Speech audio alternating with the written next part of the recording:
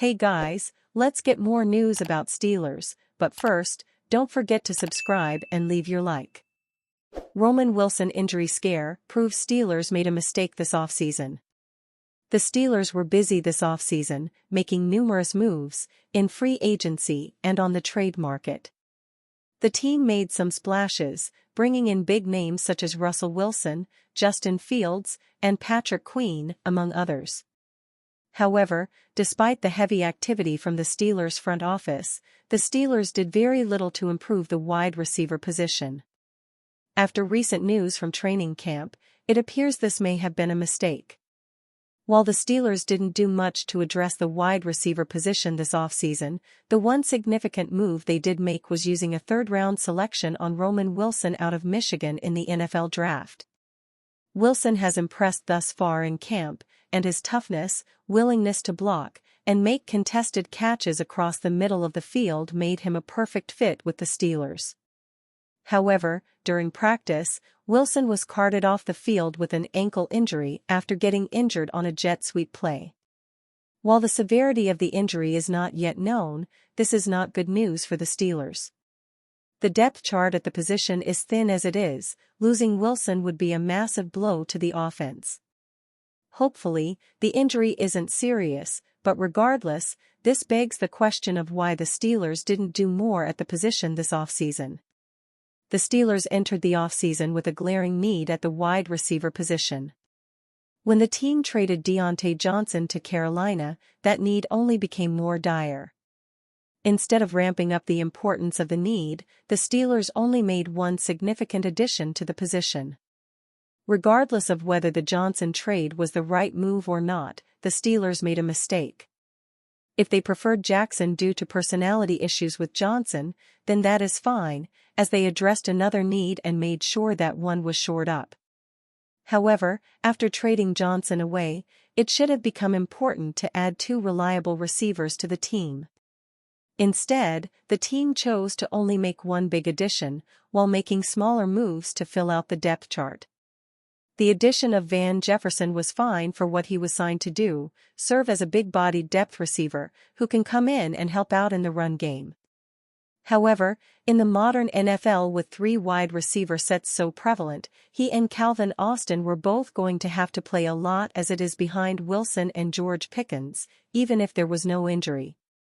Luckily for the Steelers, Arthur Smith runs a lot of two tight end sets, which should help lessen the blow of the thin depth chart. However, if the team falls behind, that philosophy will have to shift, and the Steelers don't have the bodies at the wide receiver position to come back in games. Hopefully, the Wilson injury isn't serious, and the Steelers avoided a serious blow. Either way though, the Steelers have made a mistake in their failure to add enough to that position, and signing or trading for another player at the position should happen before the start of the season. Steelers embrace return of physicality on first day of padded practice at training camp.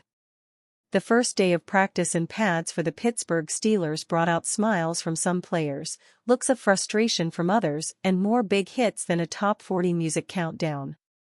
The physicality was a welcome change from the first 4 days of camp when contact was limited during the NFL's heat acclimation period.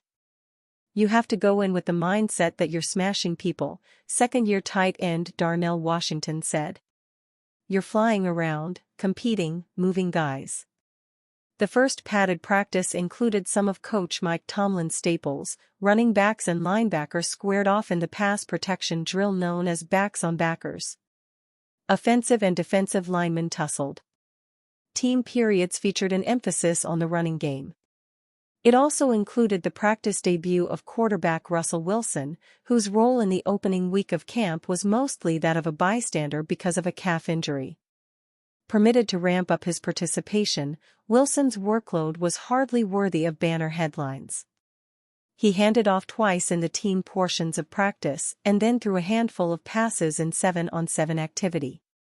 For the 35-year-old quarterback and biggest offseason acquisition, though, it meant everything. Getting the reps was really good, Wilson said.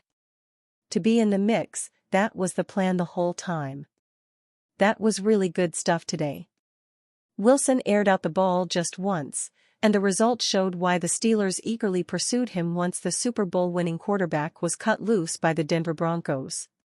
Wilson lofted a deep pass down the middle that tight end Connor Hayward caught at shoulder pad level for a long gain. "That was sweet," Wilson said. Connor came over and said thanks for throwing me the moon ball. Wilson took just 2 snaps in the team portions of practice.